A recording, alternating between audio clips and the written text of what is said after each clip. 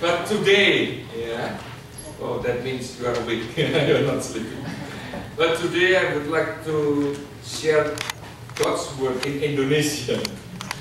So for you who need a translation, you can go to the back and Pak Ardiman will help me. He will translate the sermon into English. I'm sorry. You can go to the back and his English is very good. So. But it's all right. We will just do it. If you need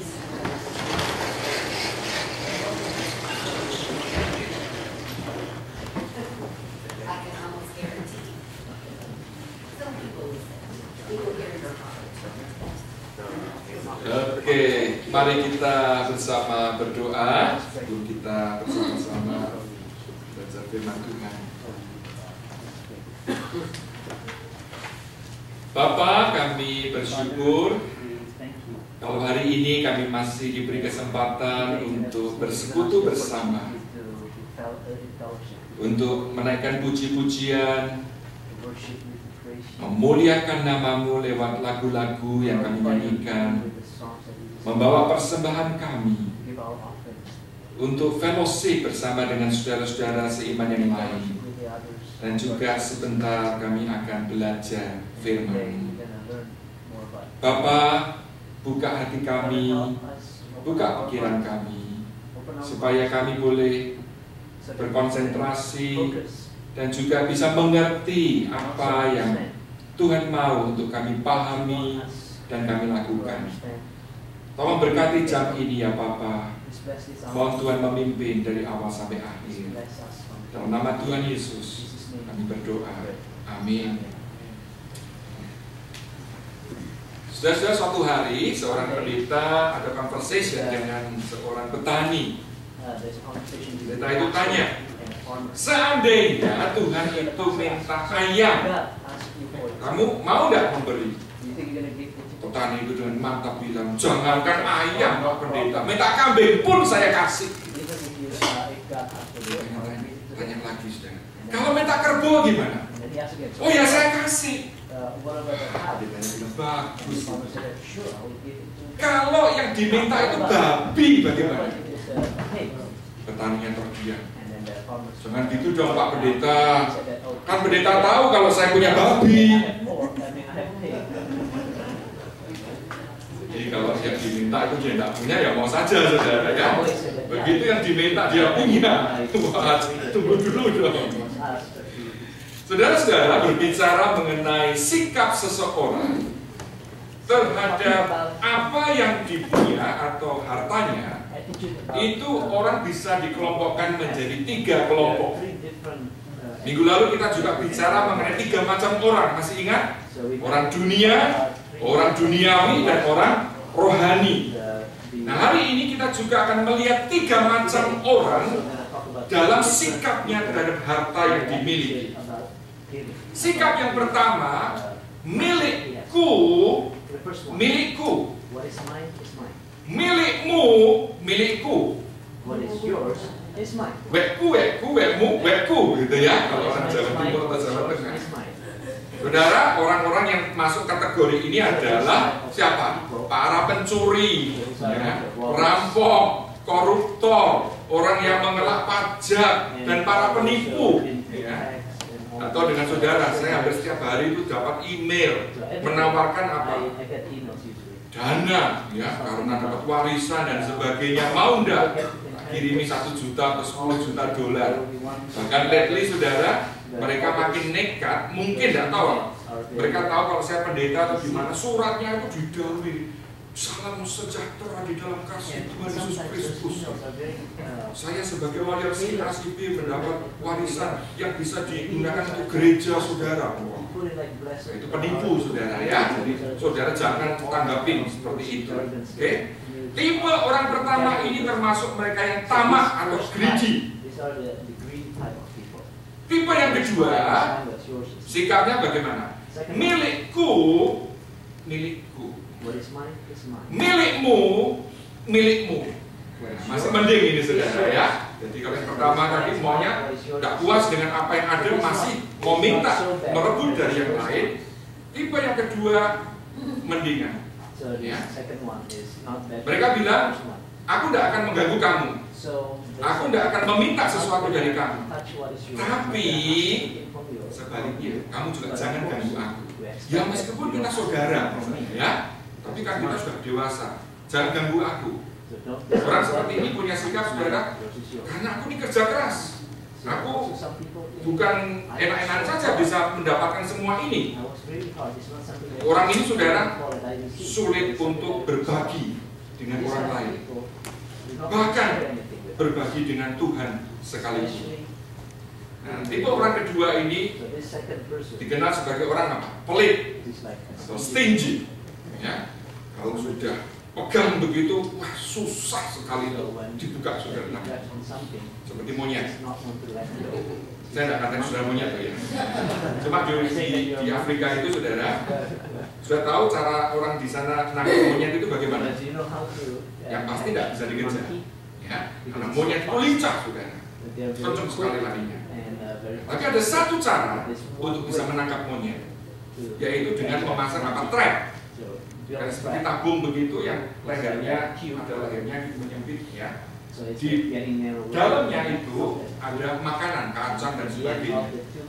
Lalu diikatkan itu, saudara, diikat. Ya. Saudara, monyet begitu tahu di situ ada makanan, rogong tangannya masuk, tapi setelah membawa makanan itu dia tidak bisa keluar, saudara. Nah, saudara, meskipun tahu ada orang mau menangkap dia tetap tidak mau melepas makanan itu, saudara. Sehingga apa? Dia tidak bisa keluar itu. Nah, karena tidak bisa keluar, ketangkap, saudara. Orang pelit seperti itu, saudara. Ya. Kalau sudah dapat berkat Tuhan, digenggam kenceng-kencengnya, saudara. Tidak mau buka, saudara. Ya. Di sini tidak ada yang begitu. Amin. Ya, ada. Jenis yang ketiga, saudara, sekarang ya. Jenis yang ketiga, milikku adalah milik Tuhan. Orang tipe ini menyadari bahwa semua yang ia miliki berasal dari Tuhan. Memang dia sadar aku harus bekerja keras.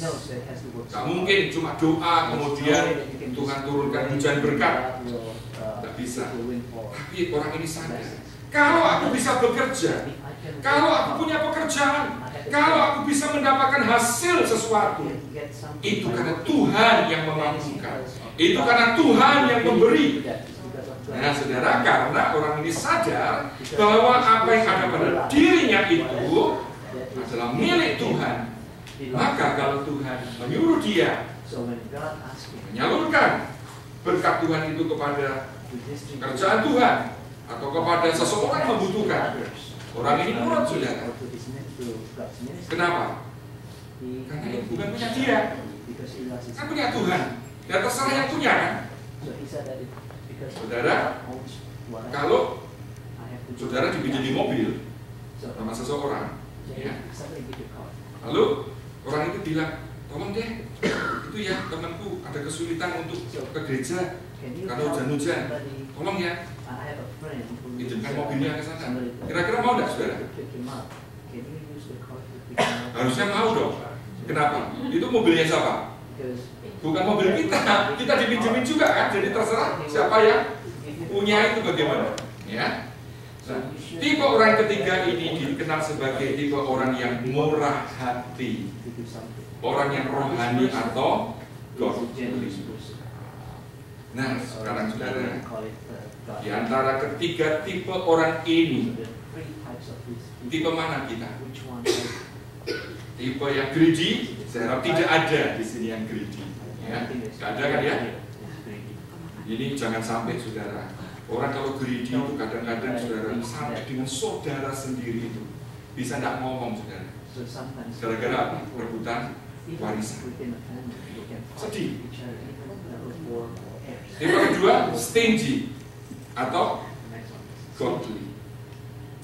Saudara, kita sudah membaca Amsal pasal 3 mulai ayat 1 sampai 10. Kita sudah bahas ayat 1 sampai 8.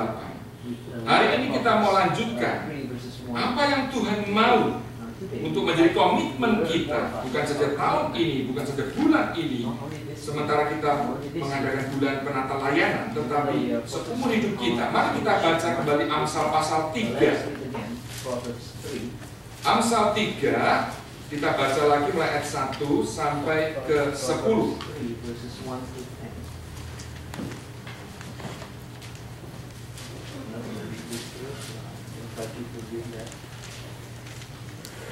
Amsal 3 ayat 1 sampai 10.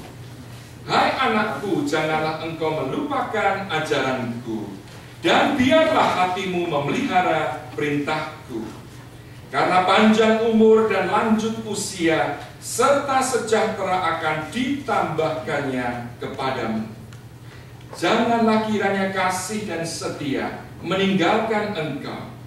Kalungkanlah itu pada lehermu, tuliskanlah itu pada loh hatimu, maka engkau akan mendapat kasih dan penghargaan dalam pandangan Allah serta manusia. Percayalah kepada Tuhan dengan segenap hatimu, dan janganlah bersandar kepada pengertianmu sendiri. Akuilah Dia dalam segala lakumu, maka Ia akan meluruskan jalanmu. Janganlah engkau menganggap dirimu sendiri bijak. Takutlah akan Tuhan dan jauhilah kejahatan. Itulah yang akan menyembuhkan tubuhmu dan menyegarkan tulang-tulangmu. Muliakanlah Tuhan dengan hartamu dan dengan hasil pertama dari segala penghasilanmu. Maka lumbung-lumbungmu akan diisi penuh sampai melimpah-limpah, dan bejana pemerahanmu akan meluap dengan air buah anggurnya. Saudara, ayat ke-9 dengan jelas firman Tuhan mengendaki kita untuk apa? Memuliakan Tuhan dengan harta kita.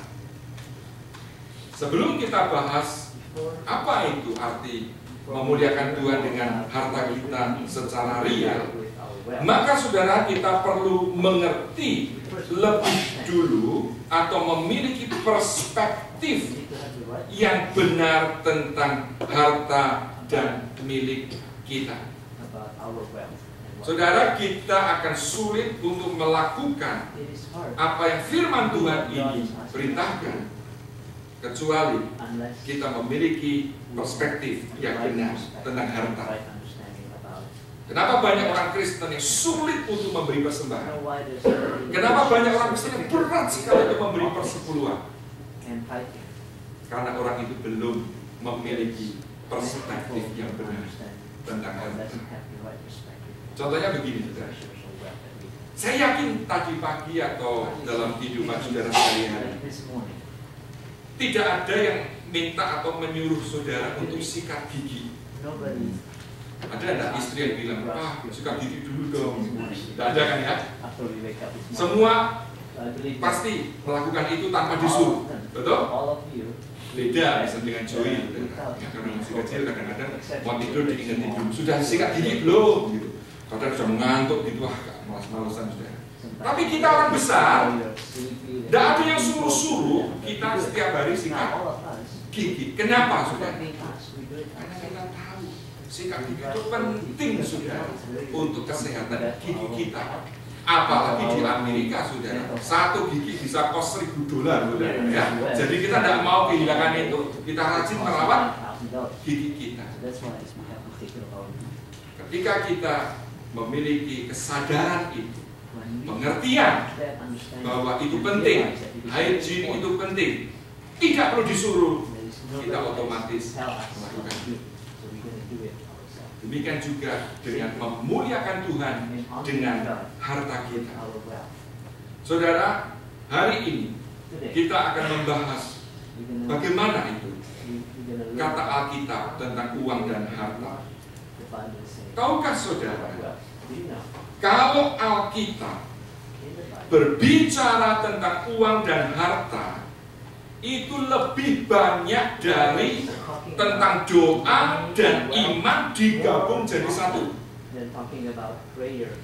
Kita pikir Alkitab ini kan kitab suci, Buku rohani kan mestinya banyak bicara tentang doa, tentang iman, betul? Tapi ternyata sudah jumlah ayat-ayat yang berbicara